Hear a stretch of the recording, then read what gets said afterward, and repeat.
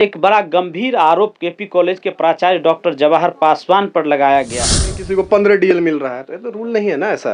आप 20 डीएल बिना कोई जवाबदेही का, तो ये क्या है? यूजीसी के नियम के अनुसार एक साल में अधिकतम हम लोग 30 डीएल अवेल कर सकते हैं। और अगर कोई सरकारी ड्यूटी हम लोगों की जैसे लगती है, मान लीजिए चुनाव में ड्यूटी लगती है या कॉपी चेक में ड्यूटी लगती है, तो वो अलग से काउंट होती है। लेकिन रैंडमली किसी को भी महीने में 15-20 डीएल देना गलत है। एक तरीका, मापदंड नहीं है जिससे उनकी उपस्थिति दर्ज हो।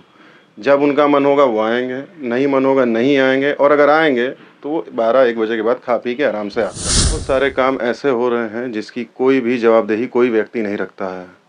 सबसे बड़ी जवाबदेही जो प्रधानाचार्य महोदय की होती है, उनकी भी कोई जवाबदेही नहीं। नमस्कार, मैं हूं रविकांत कुमार और आप देख रहे हैं आवर बिहार न्यूज। इस वक्त हम मधेपुरा जिले के मुरलीगंज स्थित कमलेश्वरी प्रसाद महाविद्यालय में हैं और मेरे साथ दो शिक्षक हैं।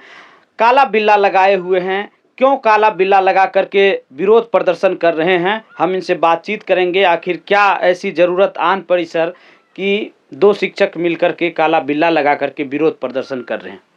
देखिए, हम लोग यहाँ पे एक संकेतात्मक प्रतिरोध दर्शाने के लिए खड़े हुए हैं और हम लोग इससे कि कॉलेज के या महाविद्यालय विश्वविद्यालय किसी भी काम में बाधा नहीं उत्पन्न करना चाहते। हम लोग अपना कर्तव्य निर्वहन करते हुए ही ये विरोध प्रदर्शित कर रहे हैं। इसका कारण ये है कि कॉलेज में बहुत सारे काम ऐसे हो रहे हैं जिसकी कोई भी जवाबदेही कोई व्यक्ति नहीं रखता है। सबसे बड़ी जवाबदेही जो प्रधानाचार्य महोदय की होती है, उनकी भी कोई जवाबदेही नहीं है।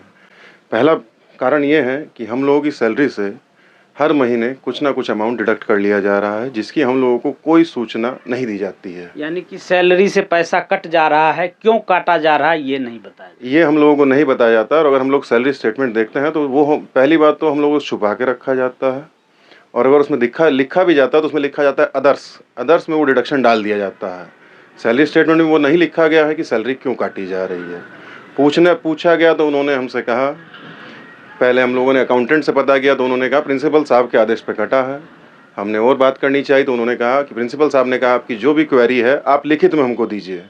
हम लोग आपके शहर मुरलीगंज के गोल बाजार में खुल गया है हैंग आउट रेस्टोरेंट, जहां शांत वातावरण में मॉकटेल के साथ लजीज व्यंजनों का ले सकते हैं स्वाद। तो फिर देर किस बात की, आज ही परिवार के साथ आइए और उठाइए लजीज व्यंजन का स्वाद।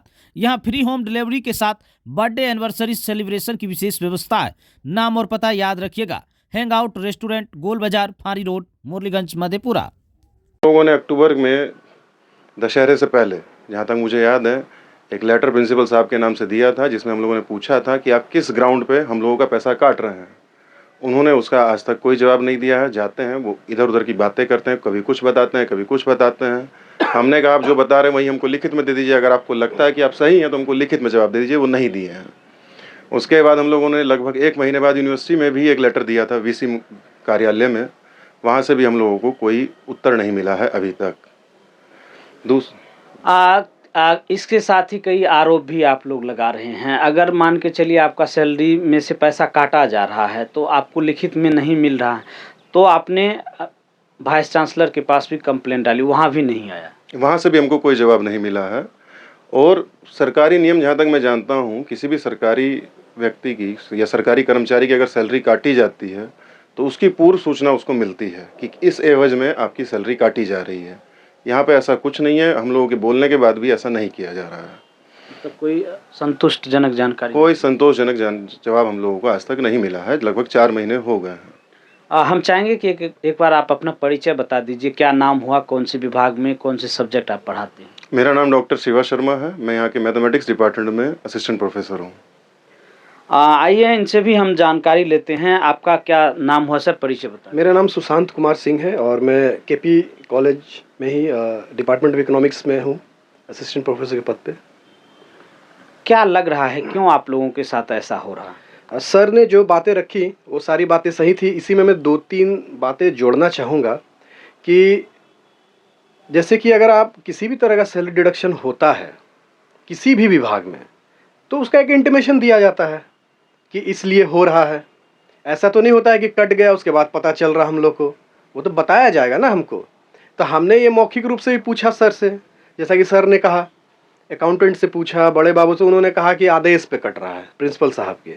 तो हम अपने आदरणीय प्रिंसिपल साहब से पूछे कि क्यों हो रहा है ऐसा, तो उनका कहना, सबसे पहले तो उन्होंने मौखिक जवाब देना वो जरूरी समझते ही नहीं हम लोग को।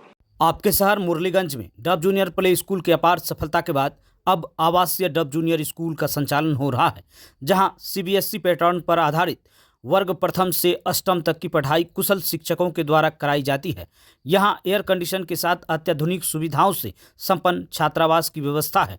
छात्रों के सर्वांगीण विकास के लिए एकमात्र विकल्प रेसिडेंशियल डब जूनियर स्कूल, झील चौक, मुरलीगंज, मधेपुरा। अधिक जानकारी के लिए आज ही संपर्क करें। है ना, कोई भी सवाल खड़ा कीजिए, डिसमिस कर देते हैं। हम देंगे, हमको जब जरूरत, हमको जब लगेगा तो बताएंगे। इस तरह की सभी शब्दों का इस्तेमाल, हमको जब सुविधा होगा तो हम बताएंगे। लेकिन हमने तो फिर रिटर्न में दिया, फिर उन्होंने कहा कि आप रिटर्न में दीजिए तो हम देंगे जवाब। हमने रिटर्न में दिया कि क्यों कट रहा है ये हमें एक्सप्लेन कर दिया जाए, तो उसका भी कोई जवाब नहीं। फिर हम लोग जाके मिले कि सर आपने मौखिक तो आपने कहा था कि रिटर्न में दीजिए, हमने रिटर्न में दिया। उन्होंने कहा 27 जनवरी को देंगे जवाब। आप मिलिएगा आके, ऐसे बात करता, मिलिएगा 27 को दे देंगे। 27 आज 8 तारीख हो गए आई थिंक, आज भी जवाब नहीं है। कल भी पूछे कि सर आप 27 बोले थे तो भी नहीं मिला। तो इतना कार्यकलाप जो है कॉलेज के, इतना नॉन ट्रांसपेरेंसी है, असंवैधानिक तरीका है, जिसमें काम करने में हम लोग को मानहानि महसूस होता है। इस तरह के इन्वायरमेंट में कैसे काम करेंगे? आप सवाल नहीं पूछ सकते हैं, कुछ जान नहीं सकते हैं, बस जो कहा जाए वो करते जाइए, तो इस माहौल में कैसे काम होगा? तो ये एक बड़ा दिक्कत है हम लोग के साथ। तो इसको लेके भी विरोध है हमारा। और जो ये विरोध प्रदर्शन है, ये एक सिंबॉलिकल प्रोटेस्ट है। ऐसा नहीं है कि हम कोई कार्य बाधित कर रहे हैं, किसी भी तरह का ऑफिशियल काम को हम लोग नहीं रोक रहे हैं। हम लोग ड्यूटी पे हैं, बच्चों को पढ़ा रहे हैं, अपना काम को निर्वाह करते हुए ही हम ये बस एक गेस्चर प्रोटेस्ट है कि हम प्रिंसिपल साहब के जो काम करने का तरीका है, हमारे प्रिंसिपल सर का, उनके खिलाफ हमारा ये रहेगा। मान लीजिए कि अगर इससे भी अगर नहीं हुआ, इससे भी आपको जवाब नहीं मिला तो क्या कीजिएगा? देखिए, इससे भी जवाब नहीं मिला तो हम लोग और ऊपर लिखेंगे। अभी हम लोग यूनिवर्सिटी को लिखे हैं। हम लोग जो भी प्रोसीजर है उसी को फॉलो करेंगे। हम लोग चाहेंगे कि बाकी शिक्षकों के साथ भी ऐसा हो रहा है, सबकी सैलरी कट रही है रैंडम तरीके से, किसी को कोई सूचना आज तक नहीं दी गई है। हम लोग चाहेंगे कि बाकी शिक्षक लोग भी अपनी आवाज़ उठाएं, हम लोगों के साथ आएँ। अब वो अभी हमारे साथ नहीं है, हो सकता है कल हो जाए। यूनियन से भी डिमांड किया अपने कॉलेज का कि ये हमारा मुद्दा है और हमने अपील किया है हमारा साथ देने के लिए। अभी तक अध्यक्ष जो है हमारे यूनियन के, उनका कोई जवाब नहीं आया है। लेकिन आज एक सुबह और घटना हो गई। अगर हम एक एप्लीकेशन लेकर गए हैं कॉलेज विभाग में और उसको रिसीव करा रहे हैं अपने सीनियर क्लर्क से, तो वो तो रिसीव होना चाहिए ना, ये तो एक सिंपल संवैधानिक प्रक्रिया है। बिल्कुल। तो वो कह रहे हैं कि हमको सर का आदेश चाहिए। तो हम बोले ऐसा तो कोई तरीका नहीं, हम लोग कहीं भी जाते हैं, रजिस्ट्रार ऑफिस जाते हैं, वीसी ऑफिस जाते हैं, कहीं भी जाते हैं, राजभवन तक जाते हैं, हाँ रिसीव हो जाता है। तो पूछ के आए तो सर बोले हैं अभी नहीं देंगे। तो हमने सर से पूछा कि सर रिसीविंग तो मिलना चाहिए कम से कम, तो रिसीविंग भी नहीं मिला। फिर वही जवाब, हम दे देंगे, मिल जाएगा आपको। हमने पूछा कब मिलेगा, आज, कल, 3 दिन, 10 दिन, हाँ मिल जाएगा, सुविधा अनुसार अब इसका क्या जवाब होगा?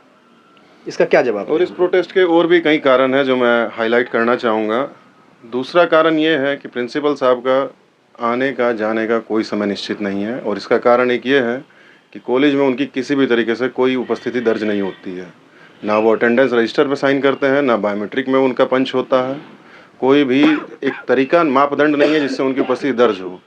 जब उनका मन होगा वो आएंगे, नहीं मन होगा नहीं आएंगे, और अगर आएंगे तो वो 12-1 बजे के बाद खा पी के आराम से आते हैं। क्यों आते हैं पता नहीं है।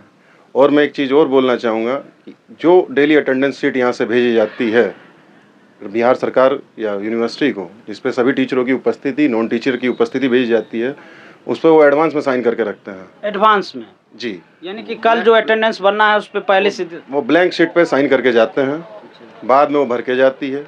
कल हम लोगों ने यही बात उनसे की कि आप ऐसा क्यों कर रहे हैं, बिल्कुल इलीगल है, गैर कानूनी है, गैर संवैधानिक है। तो उन्होंने कहा हमारा ऑफिस है, हम जैसे मन होगा वैसे चलाएंगे, आपको जवाब देने के हम अधिकारी नहीं हैं, हम आपको जवाब नहीं देंगे। और कुछ जैसे कि उनके कुछ खास अपने जिनके साथ अच्छे संबंध है, तो बेवजह उन छुट्टियां भी मिलती हैं कुछ लोगों को, है ना। उस तरह से अगर वो टाइम पे आए या ना आए या नहीं आए तो ऐसा कुछ है नहीं, क्योंकि उनके संबंध अच्छे हैं। आपने कहा कि संबंध अच्छे होते हैं, आप लोगों से संबंध खराब क्यों हुआ? संबंध खराब की बात नहीं है, हम तो प्रोफेशनल बात बोल रहे हैं कि जो कॉलेज में जो हमारा अपना जो संबंध है, शिक्षक प्रिंसिपल का आपस में जो भी है वो है, लेकिन किसी के साथ कुछ नज़दीकियाँ है तो उसका हम लोग उसके बारे में नहीं बोल सकते हैं, और हम लोग कॉलेज तक ही अपना जो प्रोफेशनल रिलेशन है वही मेंटेन करते हैं। तो उस केस में मान लीजिए आप देखें किसी को 15 DL मिल रहा है, तो ये तो रूल नहीं है ना ऐसा, आप 20 DL बिना कोई जवाबदेही का, तो ये क्या है? यूजीसी के नियम के अनुसार एक साल में अधिकतम हम लोग 30 DL अवेल कर सकते हैं। और अगर कोई सरकारी ड्यूटी हम लोगों की जैसे लगती है, मान लीजिए चुनाव में ड्यूटी लगती है या कॉपी चेक में ड्यूटी लगती है, तो वो अलग से काउंट होती है। लेकिन रैंडमली किसी को भी महीने में 15-20 DL देना गलत है, जिसका उन्होंने हम लोगों को कोई भी जवाब नहीं दिया है। तो क्या ये आप लोगों का जो प्रोटेस्ट है, विरोध प्रदर्शन है, ये जारी रहेगा? जी, ये एक पीसफुल और काफ़ी कोऑपरेटिव प्रोटेस्ट है। ऐसा नहीं है कि हम कोई कार्य कॉलेज के किसी भी कार्यकलाप में हम लोग बाधा डाल रहे हैं, ऐसा कुछ नहीं है। कोई ऑफिशियल प्रोसेस में बाधा डाल रहे हैं या शिक्षण कार्यों में, ऐसा कुछ नहीं। हम लोग खुद भी क्लास ले रहे हैं, खुद भी बच्चों से बात कर रहे हैं। एक सवाल है कि आप लोग कितने शिक्षक हैं? हमारे यहाँ पे लगभग 14 शिक्षक। हाँ, लगभग 12-13 शिक्षक हैं, कुछ लोग डिप्यूटेड भी हैं, 7 या 8 लोग उसमें गेस्ट फैकल्टी है, अलग से गेस्ट फैकल्टी है, टोटल 22 शिक्षक। तो देखिए कि जो बिना जानकारी के शिक्षकों की सैलरी काट ली जाती है और जानकारी मांगने पर न मौखिक न लिखित उन्हें दी जाती है।